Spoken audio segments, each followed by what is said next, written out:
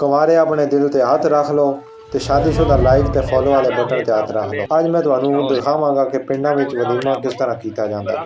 मैं अमला कर देना गोश्ते दी देख गया उत्ते चेक करो, गोश्त भुज रिहा बेहतरीन भी है। साडे इलाके दे विच साडे रिश्तेदारां दी शादी सी ते ओहदे उपर सानू भी इनवाइटेशन आया सी। असीं चले जांदे हां शादी ते, तैयारी हो रही होंदी है वलीमे दी, साईं नहीं बैठे हैं जनाब अपने मस्त माहौल विच, बच्चे भी वेख के इंजॉय कर रहे।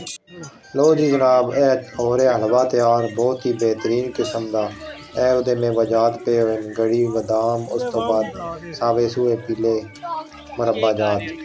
हाँ जी असीफ साहब क्या हाल है, ठीक हो? सेहत बीता सेठ ने नदीम खादम साहब जेलम वाले ठीक हो के लगे हुन बोलो ना अगे वीडियो बना दसो ना गोशे तो गोशे साफ लगे हैं कर जनाब साफ कर रहे हैं टाइम साफ रहा सही हो गया है जनाब। देखो साहब खले ओ सामने आ रहे हैं जनाब रोटी रोटी पक रही है ओ सामने हम बराबर है रोटियां सही हो गया साइड तक के पक रही है।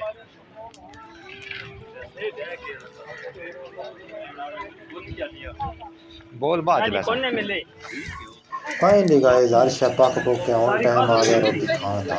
आवाम जुड़ गई है तड़ो ताड़ ते बगो तक काम जारी है।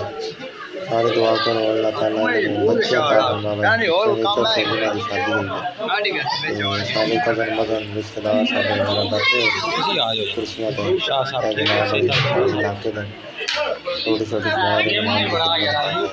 सारे बाबे भी बैठे हैं खत्म साहब सामने खड़े और बड़ी बड़ी आवाम है। बच्चे साढ़े सहन खा रहे सारे कर रहे और भी बैठी सी चौकी पाई कैमरा वो साइयां ने इत्थे बैठे उन्होंने भी कैमरा पारिए तो सारे मामे होने तीन मामे लगते बाहर चलिए साइयां ये रोटी पे सी जनाब दे रहे वाम साथ हम चलने साइयां कोलो वो सुनते हैं शेर शोर मियाँ साहब ठीक हो